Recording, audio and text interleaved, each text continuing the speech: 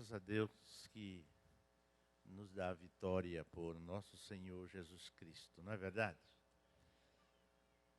Nesta tarde, nós estamos aqui já na nossa reta final, naquela expectativa de que alguma coisa daquilo que estamos colocando tenha algum sentido prático para os irmãos, não é? É lógico que nós não estamos aqui dando curso, seria uma incoerência chamar isso de curso. Nós estamos aqui apenas trazendo algumas informações, né? Moldadas em 4 aulas, ou emoldurada em 4 aulas. E obrigado, José. E assim sendo, os irmãos precisam prestar bastante atenção, principalmente aqueles que têm desejo de crescer um pouco mais, se esmerar, se moldar nos parâmetros das exigências naturais de quem quer ensinar, não é? Porque a Bíblia nos diz que aquele que ensina, dedique-se. E essa palavra tem um sentido mais abrangente. Esmere-se, amplie sua infraestrutura, a fim de que possa oferecer aos seus alunos, os seus ouvintes, o melhor de si, né? É interessante como a nossa relação com o ministério, principalmente o da pregação e do ensino, se reveste de uma responsabilidade muito grande de sabermos colocar essa sapiência no colocar a palavra, o conteúdo, requer de nós uma série de itens, entre os quais está a apresentação. Eu não estou falando da apresentação pessoal, embora isso também faça parte. A entonação também, a eleição das palavras, quer dizer, o coloquial também faz parte. A nossa condição psicológica também faz parte. O conhecimento, não somente da hermenêutica, mas da homilética também. E entre tudo isso está a necessidade de sermos claros e simples, a fim de que todos,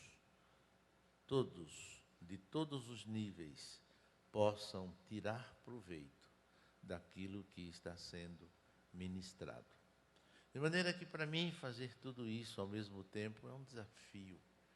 Eu me sinto diariamente desafiado, à medida que ministro a palavra de Deus. Né? Por quê?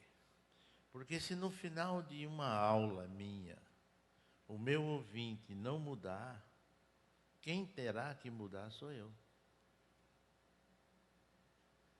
Eu tenho que deixar necessidades profundas nos meus ouvintes para melhorar em alguma coisa. E se isso não ocorrer, quem terá que mudar sou eu. Porque o reino de Deus não pode ser um encontro de blá, blá, blá. Né? Nós não podemos admitir que num contingente deste, né, uma nave desta, lotada de homens e mulheres, sacrificando seus interesses ou outros interesses para estarem aqui e não levar nada consigo que provoque uma mudança que lhes leve a eu sempre uso uma palavra em inglês que não é um upgrade, é um nível mais elevado, uma condição mais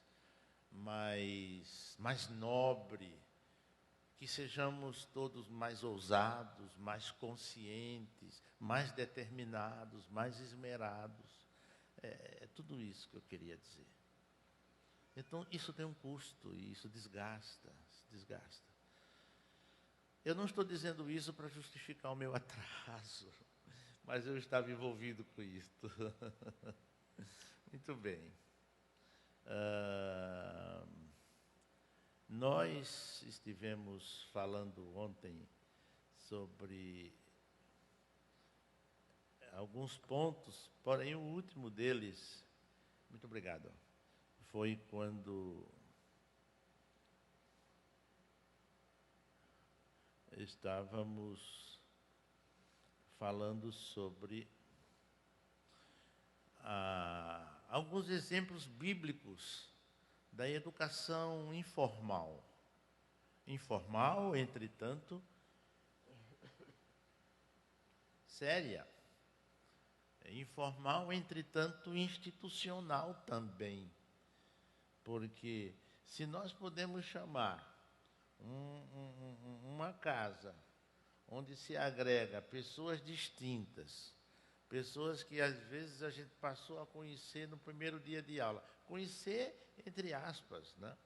Porque ninguém, para se conhecer alguém, tem que se comer um saco de sal, né? E demora para se conhecer. Eu sou casado há 40 anos e eu acho que minha mulher ainda se surpreende comigo. Então a gente temos que respeitar o que não conhecemos a respeito dos nossos alunos. E aí reside a preocupação de estarmos pisando em ovos, né? Mas o que eu estava dizendo é o seguinte, é que se uma escola, onde a gente está diante de pessoas que não se conhecem, e a gente assume um compromisso moral, social e espiritual, e principalmente ministerial, para ensinar, para que estes possam ensinar a outros mais tarde, e isso se chama de uma instituição, como não podemos e como não devemos chamar um lar cristão de uma instituição? Se o casamento foi instituído por Deus, uma família não é uma instituição? Não? Almoçaram? Não? Sim ou não? Sim. Então, nós estamos falando aqui de uma instituição de formação, né? Uma instituição educacional. Então, ontem nós tivemos a oportunidade de falar sobre Isaac, de forma, eu acho que em 30 segundos eu falei sobre Moisés, tá? E pretendo não voltar, porque o tempo não permite. E aqui eu queria falar de Timóteo, não é? Eu queria falar de Timóteo, mostrando aos irmãos que alguém tem que fazer alguma coisa, né? O que nos parece aqui é que, não é que nos parece, é real, e não é dedução, é algo real mesmo, é quase que estereotipado, tem formas, você sente ao ler, parece que as letras saem da folha da Bíblia e cria formas, né? Essa expressão de Paulo, quando estava escrevendo a Timóteo, já adulto, ainda jovem, porém adulto, e já exercendo o ministério, e ele usa uma expressão linda, né? No capítulo 3 de 2 Timóteo, reafirmando, reconhecendo que Timóteo já estava inteirado, isto é, ele já estava consciente embora não tivesse ainda um domínio pleno sobre o ministério, daí porque o cuidado, o zelo episcopal do apóstolo Paulo em relação a Timóteo, né?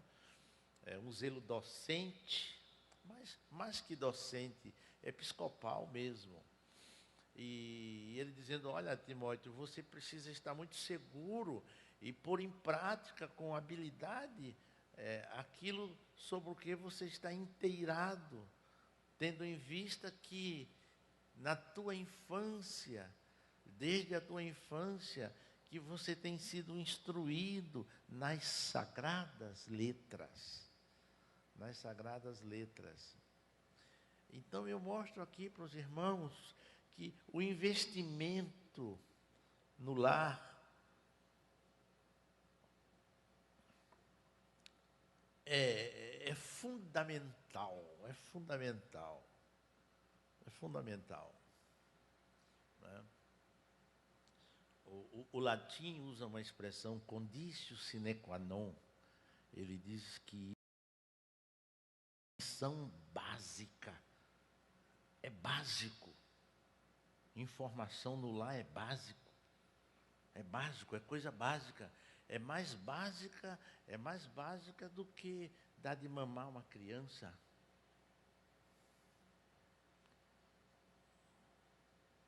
Porque se dá mamar para a criança crescer, para não morrer. E a palavra de Deus serve para quê?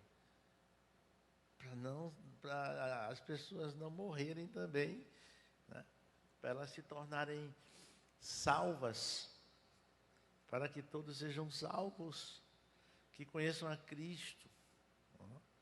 Então essa responsabilidade é muito grande da formação desde a sua meninice, desde o seu nascimento, essa aqui é a verdade, né? E Timóteo foi trabalhado num lar pela mãe e pela avó. O que nos faz entender é que o seu pai estava ausente, não se sabe as razões. Ausente de corpo presente ou literalmente ausente, né? Mas isto não importa, isto não muda as situações.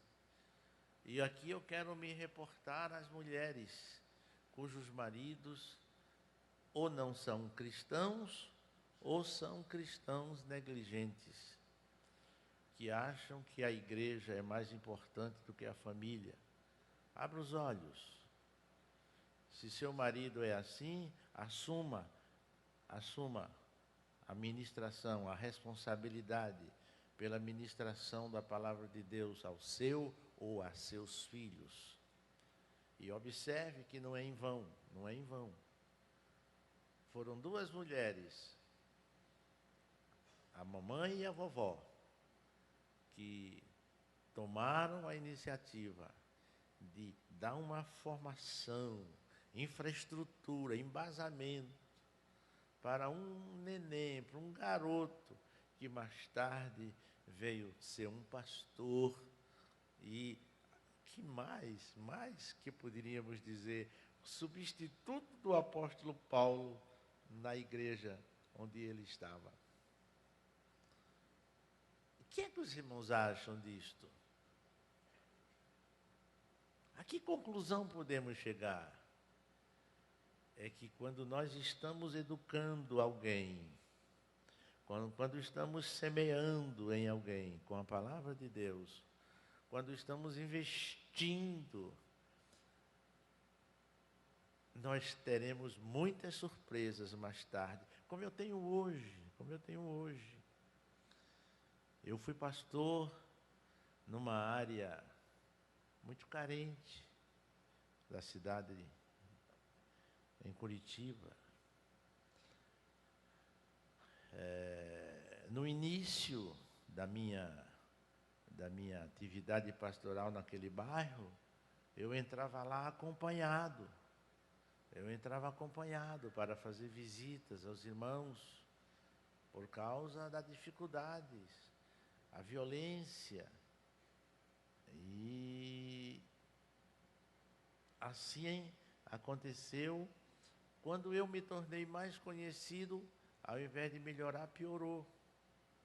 Porque a violência se multiplicou, a ponto de morrerem 2, 3 no mesmo dia. Então, tivemos a infelicidade de ver, literalmente. Você se lembra, Joseína, quando nós conversamos com aquele neto do Cardoso, pela última vez na frente do templo, não é? E eu acho, não sei se foi eu ou foi você, que iniciou o diálogo com ele, disse: meu filho, pense no que você aprendeu, pense no tempo que você estava na igreja. Um adolescente, quando era criança. Na semana seguinte, ele foi detonado. Morreu debaixo da cama, escondido, mas foi achado e foi entre outros, né? Mas o que eu quero dizer para os irmãos é que, conquanto isto seja uma verdade, eu tenho uma outra informação para lhes dar. Daqueles meninos e meninas, alguns dos quais eu pus no colo, hoje são obreiros, servindo ao Senhor com alegria, no ministério da palavra, no ministério da música. Estão lá, fazendo a obra de Deus.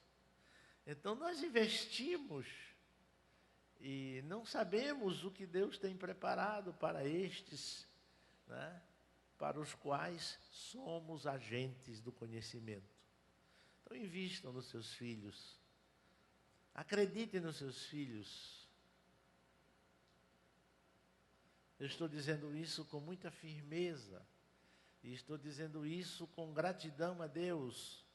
E estou dizendo isso com resultados palpáveis, porque na minha casa, meus 4 filhos são 4 ministros do Evangelho. Então eu digo para os irmãos que vale a pena, né? Mas eu quero também dizer nesse momento em alto e bom som, que se há algum responsável por isso, não sou bem eu, não.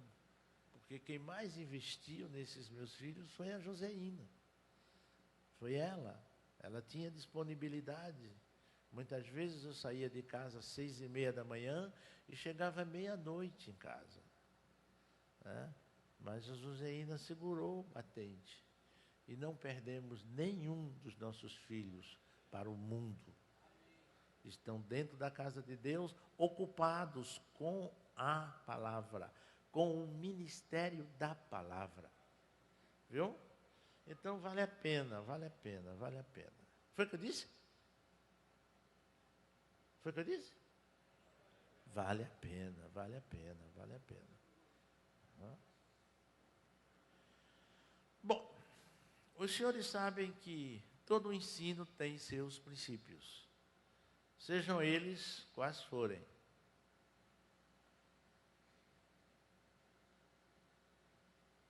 E a educação também.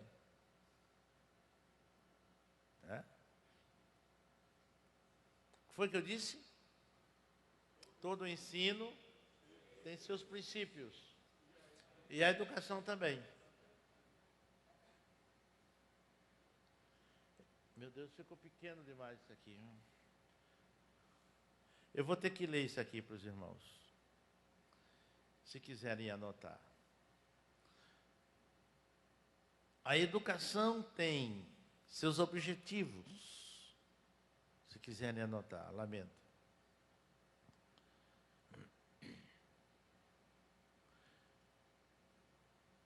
Segundo Timóteo 3, 16 e 17. Tem abrangência. A educação tem abrangência. Nós educamos um filho pensando que é para ele se comportar bem dentro de casa, mas não é não. Daqui a pouco ele pode estar em outro país, em outro continente, baseado naquilo que aprendeu na cozinha, na sala de jantar, na mesa, sentado na beira da cama, de joelho, ou às vezes meio com sono, ouvindo a palavra e fazendo assim com o olho, não é? E com esses ensinos domésticos, ele pode estar mais tarde em algum lugar fazendo a obra de Deus, não é? E isso os irmãos podem, se quiser, desejar, pôr aí, ponha Mateus 28 e 19, porque o nosso palco, o nosso pátio de trabalho é o mundo, não é? E qualidade. Nunca ensine sem perícia. Ensine com precisão, para que ele, o aprendiz, possa ensinar com precisão também. Nós não podemos falar simplesmente no macro, nós temos que ser detalhistas. Temos que ser detalhistas. As mulheres que eu digam, principalmente essas mulheres exigentes, esmeradas, pagam o olho da cara por um vestido, quando a costureira é esmerada. Às vezes paga 20, 30 vezes mais caro a costura do que o tecido. Como é que eu sei disso, não é verdade? Por quê? Porque sabe dar valor. E a palavra de Deus, como é que é? A gente vai brincar de ser crente, vai brincar de ser professor, vai brincar de ser mestre, vai brincar... Não, senhor, nós temos que valorizar o que temos na nossa mão. Nós estamos trabalhando com algo que promove vida. O que nós temos na mão ressuscita. O que nós temos na mão ressuscita. O que nós temos na mão supera o tempo. A ferrugem, as intempéries não desgastam os valores que temos nas mãos. O que temos nas mãos projetam vidas para a eternidade. Pense nisso. Pense nisso. Aí alguém diz assim, eu sou apenas crente. Vá dormir, meu. Vá dormir. Eu sou um mero crente. Eu sou um simples crente de banco. Aí você está certo. Se você é apenas um crente de banco, está certinho. Você é apenas um crente de banco. Porque no banco não se faz nada. Agora, fora do banco, você vai fazer muita coisa. Entendeu? Não entendeu? Se isso lhe alegra, eu vou lhe dizer uma coisa. Por falta de conhecimento, por falta de ensino, tem muita gente sentada aqui que faz muito menos do que quem está aí. E muitos que estão aí contribuem para que estes comam. E eles comem e não fazem o que os que estão lá fazem. Eu não estou dizendo daqui de Joinville, eu estou dizendo deste lugar chamado púlpito. Então, não espere ser um pastor para fazer, não. Faça como membro, faça como agente de Deus. Exploda este mundo com a palavra. Faça as coisas acontecerem. Mesmo, mas eu nunca pude fazer um curso. Todo tempo que Deus me der oportunidade para fazer um curso teológico de primeira linha, de nível superior, aí eu vou fazer. Faça agora. Está aqui a prova de que as coisas acontecem sem necessidade de um curso esmerado. Agora, de um curso que você leva a sério, sim. Aí é diferente. Meu Deus, como ficou. A educação como componente da missão da igreja. Se eu puder, eu mostro isso na próxima aula. Eu creio que o tempo vai permitir. Né? E eu gostaria que os irmãos entendessem isto. Que os irmãos entendessem que nós temos que considerar a nossa herança.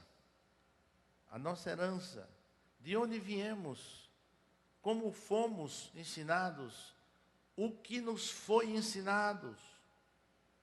Mas tem uma coisa que nós precisamos também considerar, é que a nossa maneira de fazer, que é o que eu chamo aqui de modus operandi, precisa ser vista, considerada e revista, se necessário. Porque se nós percebermos que estamos fazendo errado, que o que estamos fazendo pode ser melhorado, ampliado, polido. Ah, mas eu aprendi assim, vou morrer assim. E pode ter certeza, se não mudar, vai morrer assim.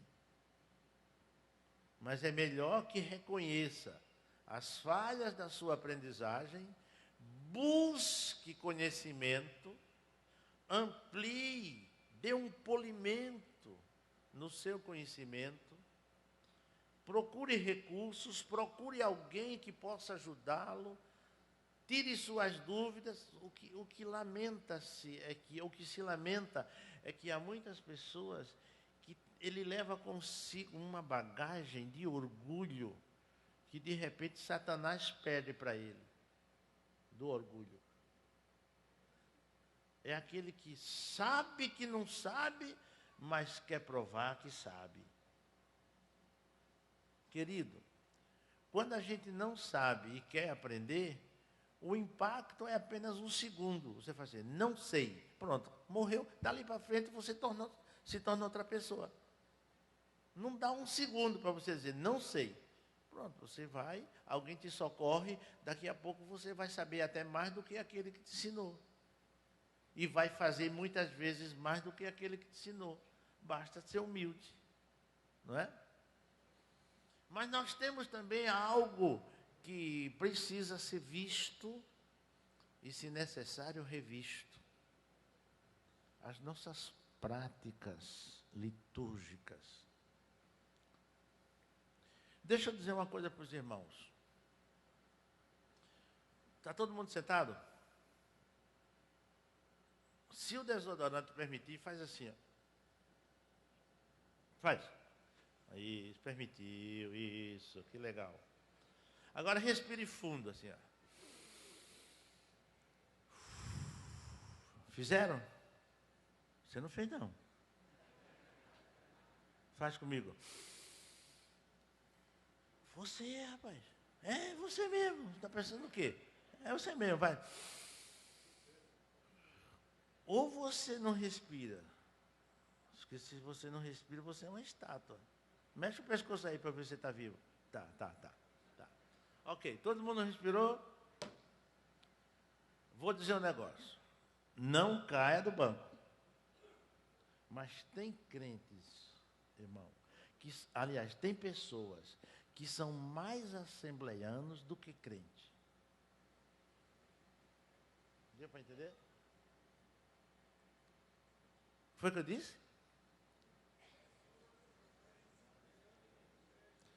O que quer dizer isso?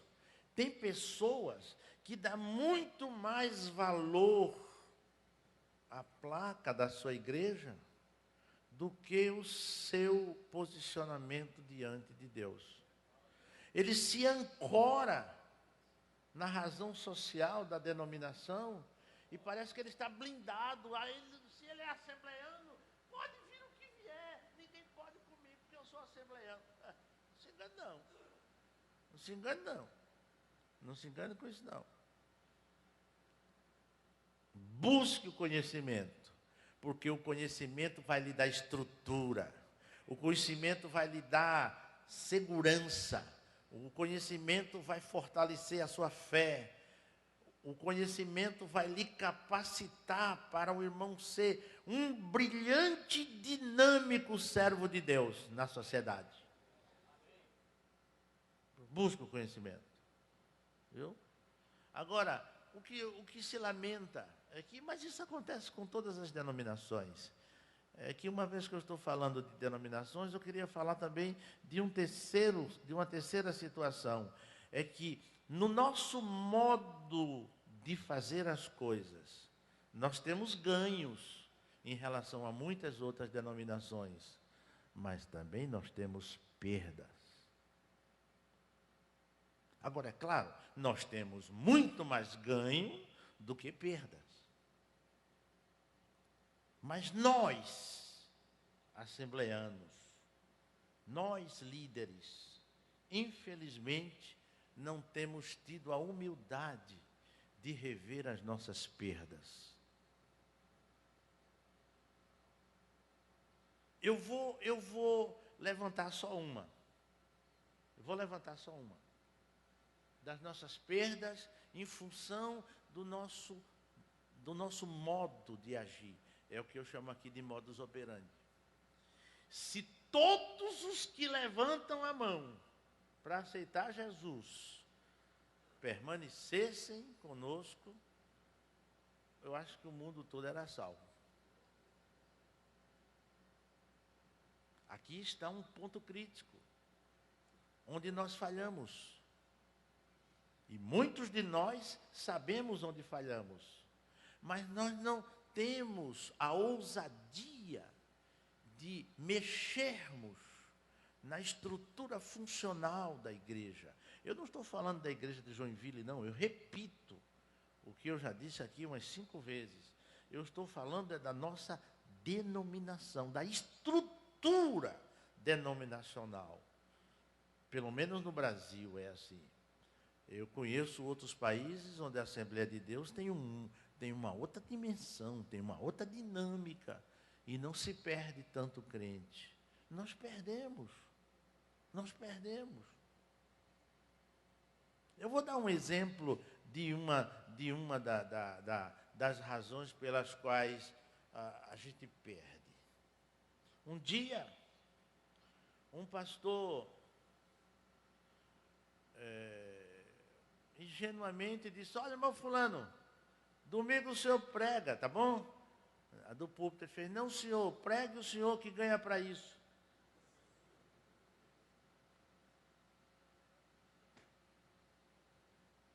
Entendeu? Então, às vezes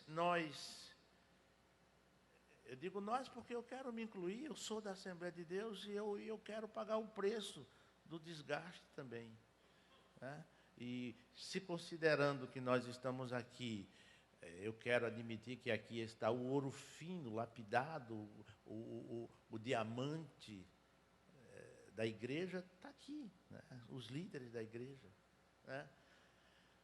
Digamos que um dos dirigentes daqui da igreja: irmão, você pode pregar hoje? Não, irmão, Deus me livre, eu não estou preparado.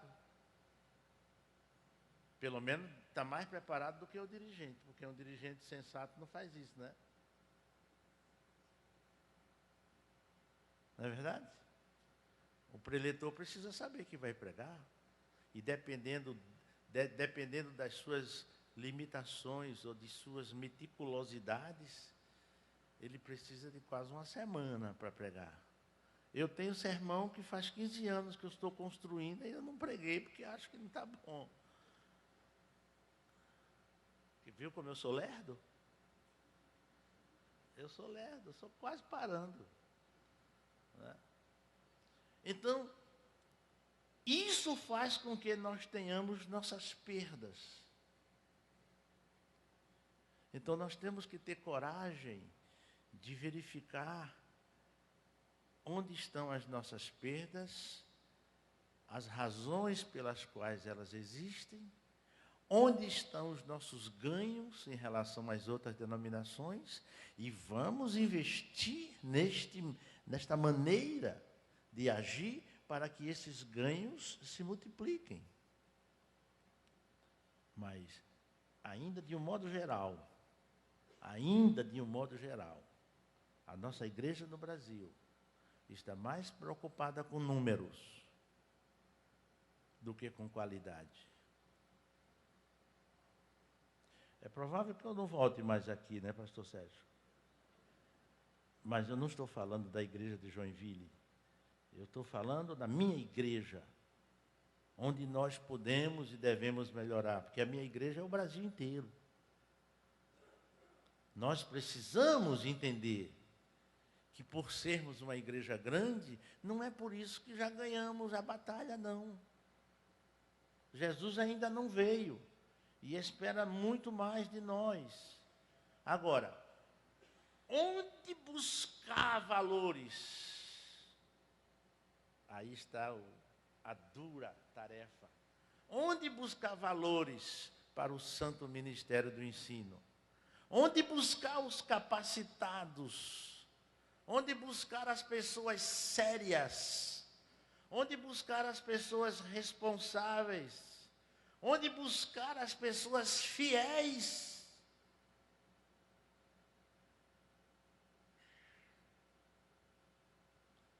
Fiéis em todas as áreas. Eu sou muito fiel à minha mulher, mas não é fiel a Deus. E daí? Quantos crentes que eu conheço que têm apatia a ouvir falar de dízimos?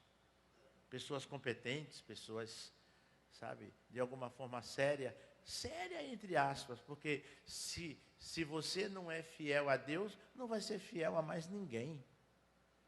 Ninguém consegue ser fiel a homens se primeiramente não for fiel a Deus. Porque o que nos leva à fidelidade nesta relação humana é a nossa fidelidade vertical. Então, nós temos que ter disposição para ver onde estão as nossas perdas e os nossos ganhos, né? Nos nossos cultos. E temos que ver também onde estão os ganhos e perdas nas instituições que assumem a responsabilidade de formar líderes. Eu conheço instituições nas quais os professores não deveriam nem tomar ceia. Eu conheço instituições nas quais alguns professores não são evangélicos.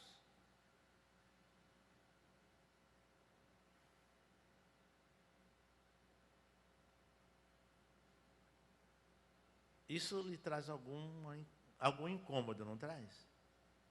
Eu sei que traz.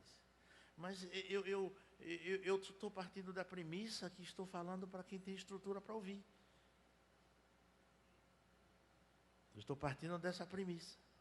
Né? Eu quero que os irmãos saibam que eu não tenho disposição para, num culto público, falar um assunto desta magnitude. Não posso. Mas nós precisamos oferecer aos nossos indoutos, que têm sede pelo conhecimento, pelo esmero, pela qualificação, aquele que tem chamada para o ensino, que venha se aprimorar por meio de pessoas competentes, comprometidas com Deus, com a sua palavra, que não preencha o tempo e que não venha falar daquilo que é sua ideologia. Nós não estamos aqui para pregar nem ensinar ideologia, nós estamos aqui para ensinar teologia, mas uma teologia bíblica, uma teologia que possa se chamar de teologia aplicável. Não estou falando de teologia aplicada, mas aplicável. E aí que entra a dificuldade para se encontrar instituições cujos professores têm o que oferecer. Às vezes, são bons crentes, bons homens, mas o aluno entra e sai pensando que sabe, e não sabe. Eu dou glórias a Deus porque eu não conheço nada sobre Joinville. Porque ninguém vai pensar que eu estou falando de Joinville. Deus me guarde, eu sou doido. Eu não sou doido. Eu quero falar agora da necessidade de conhecermos a razão existencial da igreja. O que é a igreja? Por exemplo, irmão, vamos no culto. No culto. Vir ao santuário não é ir no culto. Vir no culto, claro, tem quem venha no culto. O que significa vir no culto? Vamos ver o que é que acontece lá. Vamos testemunhar o que está se passando lá. Quem vem no culto não participa, não adora, não louva. Pode ofertar, pode dizimar, pode cantar, pode ouvir, mas não cultua. Porque ele só veio no culto. Ele não veio adorar. Não é? Então, nós temos que ensinar aos nossos ouvintes, aos nossos alunos, como deve ser sua postura, quer dizer, como o crente deve se postar na vida cristã. A Assembleia de Deus, como qualquer outra igreja, não pode ter, isso aqui é mais um membro, está certo que é membro, isso é mais um crente, está certo que é crente, mas ele tem que ser um membro eficaz, um crente eficaz, um adorador eficaz, um servo eficaz. E isso não acontece do dia para a noite, isso leva tempo, isso leva tempo. E o que faz um crente crescer é a palavra, é o conhecimento, é o conhecimento. Só que aquilo que eu disse ontem, o conhecimento tem um preço altíssimo. Porque depois que a gente aprende, não tem mais como ser o mesmo. Porque vai ter que ser cobrado para pôr em prática aquilo que está na teoria. Tem que sair da teoria para a prática. E se não pratica, se não faz, aí o castigo é maior. Não é? Porque a Bíblia diz que Deus considera um erro. Meu povo erra por não ter conhecimento. Agora, imagine se Deus fosse dizer a respeito dos que têm conhecimento e não põem em prática. Aí a coisa fica séria. Mas a instituição é também uma agência de Deus. É por meio dessa agência que Deus faz as coisas acontecer. E nós temos que tomar consciência disso. E Deus não faz nada com as suas mãos. Deus faz com as nossas. Faça assim comigo, faça assim comigo. O que Deus faz na terra, diga comigo. Olha para as suas mãos. O que Deus faz na terra, quer fazer com essas mãos. Deus quer explodir Joinville com as suas mãos. Não diga, nunca diga aquilo que aquele irmão disse. Prega o Senhor que ganha para isso. Não diga mais isso. Aliás, nunca diga isso. Viu? Deus quer fazer as coisas acontecerem com as nossas mãos. Diga outra vez. Deus quer fazer as coisas acontecerem com as nossas mãos.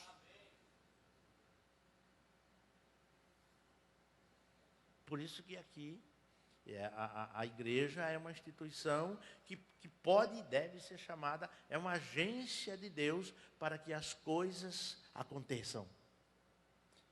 Aqui é a agência dos acontecimentos. Já pensou se cada dia os jornais da cidade tivessem uma notícia a respeito da Assembleia de Deus? Ih, aconteceu.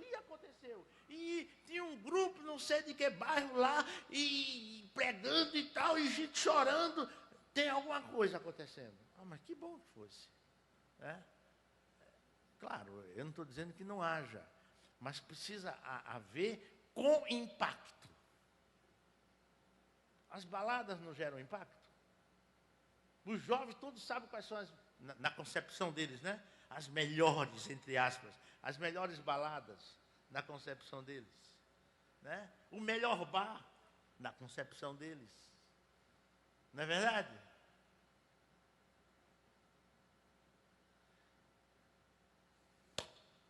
Espero que os irmãos tenham entendido. Não é? E não venha culpar o pastor, não. Não venha culpar o pastor, não.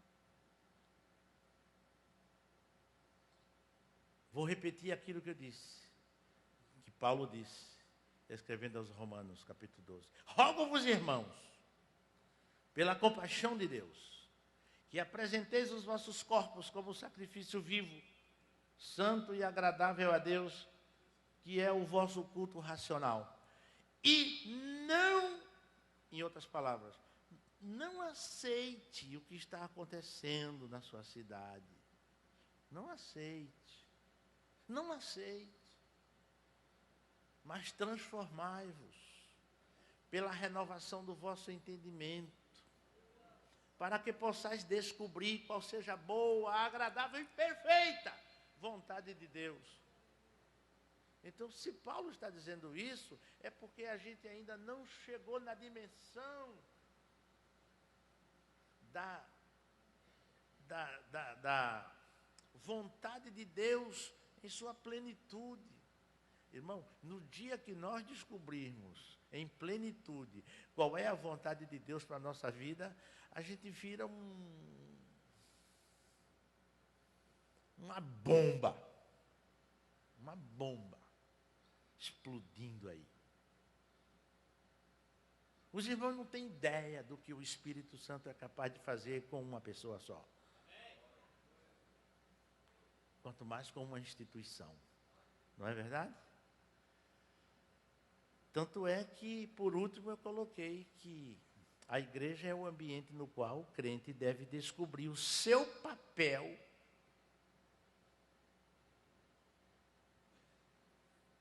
por meio do ensino. Eu acho que terminou, né, pastor? Eu prometo que na próxima aula eu vou usar o meu melhor, bem entendido, para colocar com poder de síntese. Eu vou fazer tudo para comprimir tudo que ficou sem dizer, para eu dizer tudo na próxima aula, de forma compactada. Tá bom? Eu estou encantado com os irmãos. Os irmãos são maravilhosos. Eu estou saindo daqui muito feliz, sabendo que Deus tem uma igreja forte, bem postada, equilibrada, com suas emoções bem sedimentadas, seus ouvidos bem aguçados. Eu fico feliz de poder ver uma igreja madura. Que Deus abençoe os irmãos, em nome de Jesus.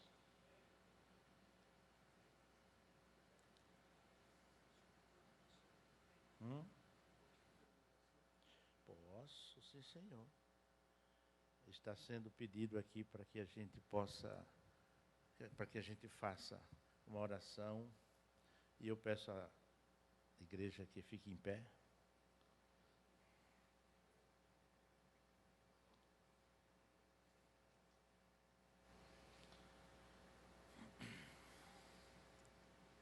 A exemplo do que aconteceu ontem, eu não faço isso por via de regras.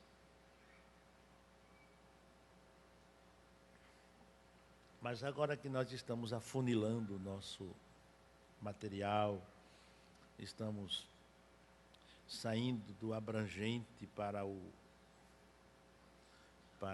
a boca do funil, não é? Eu admito que tenha sido claro a respeito do que o ensino é capaz de promover, como também, por outro lado, o que a falta do ensino pode provocar. Se há alguém entre nós que deseja se aprimorar, mas não só isso, mas se comprometer a fazer as coisas acontecer por meio da aprendizagem da palavra de Deus, se Deus tem lhe tocado no coração para que alguma coisa seja feita por suas mãos, e isto ainda não está acontecendo, queridos, você é meu convidado. E eu quero eu quero impor as minhas mãos sobre sua vida. Eu quero dizer uma coisa talvez dura de ser dita e ouvida, mas eu quero dizer com muito respeito aos irmãos. Depois que se ouve a palavra de Deus, ou se melhora, ou piora. Ou você melhora, ou você piora. Porque a palavra de Deus, depois de ministrada, não deixa o seu ouvinte neutro, não deixa. E o Espírito de Deus não quer que o irmão saia daqui pior.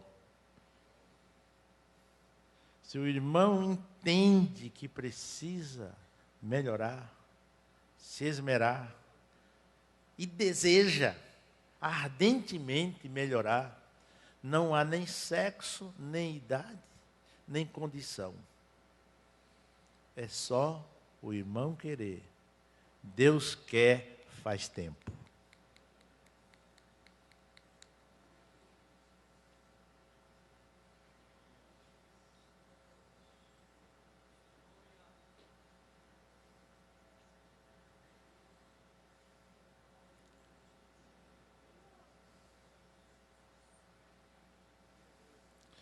Se os irmãos soubessem o que lamentavelmente acontece em algumas seitas, que não vale nem a pena denominá-las, quase não há cultos nessas seitas, são apenas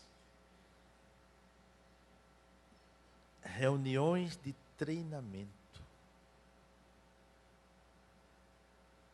para se conquistar vidas para suas filosofias, que eu não chamo aquilo de evangelho, suas filosofias, vãs e falsas filosofias.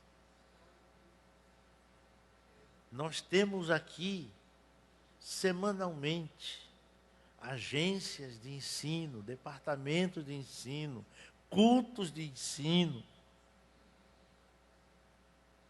Ninguém paga para vir ouvir o seu pastor no culto do ensino. Ninguém paga a um professor, eu não estou dizendo isso cobrando de ninguém mudanças administrativas, não. Mas eu estou dizendo que ninguém paga a um professor de escola dominical que se esmera, que às vezes passa a semana inteira pesquisando para dar o seu melhor a respeito daquilo que está escrito. Os irmãos não têm ideia de quanto me custa preparar uma lição de escola dominical. Tem revistas que eu passo 1 ano me batendo para escrever 13 lições, porque me preocupa o que o meu aluno vai ler. Eu tenho que ter segurança do conteúdo, da clareza, do conteúdo e da clareza. E de que o que eu estou colocando desceu do céu e não saiu de mim apenas. Mas isso só custa para mim, mas não custa para o que vem buscar. Então, a igreja tem à disposição o ensino. Eu vou fugir da minha ética. Eu vou fugir da minha ética. Eu estava no congresso agora de escola dominical e me encontrei com uma irmã querida da nossa igreja lá em Curitiba. Aí ela disse: pastor, eu estou maravilhado em saber que o senhor é comentarista das lições de escola dominical. Eu digo: e eu lamento que você só tenha descoberto isso agora. Faz mais de 10 anos e você não sabe que na sua igreja tem um comentarista da escola dominical. Isso significa que você não tem uma revista da escola dominical. Tá? Então eu quero fazer com que a igreja veja que não é falta de opção, A igreja tem infraestrutura para oferecer conhecimento. Não tem quem não quer. Mas eu dou graças a Deus pela vida dos irmãos aqui presentes. Viu? Posso orar, pastor? Senhor, olha para a minha pequenez neste momento. Olhe para as minhas limitações, para que o Senhor possa contemplar o meu temor, para te apresentar estas vidas que depois de ouvir a tua palavra, considerações descidas do teu trono, para os nossos corações. E aqui, Senhor, tocados, atenderam um convite para estar aos teus pés, por sentirem a necessidade de fazerem mais e melhor. Eu tenho certeza, Senhor, que estas portas jamais seriam abertas como foram e estão, para receber ensinadores e alunos, e estes saírem da mesma forma como entraram. Eu não posso entender que isso seja verdade. Portanto, Senhor, eu estou seguro de que o Senhor está interessado nestas vidas aqui. Estou seguro do que o Senhor está tocando em seus corações, em pontos específicos, para mudar a estratégia ministerial dos teus filhos. Eu tenho certeza que a tua igreja está sendo enriquecida com este evento, Pai. E o meu pedido é que esta igreja tenha frentes que promovam resultados qualitativos e quantitativos para o teu reino. Usa estas vidas em nome de Jesus, que vive e reina para sempre. Amém.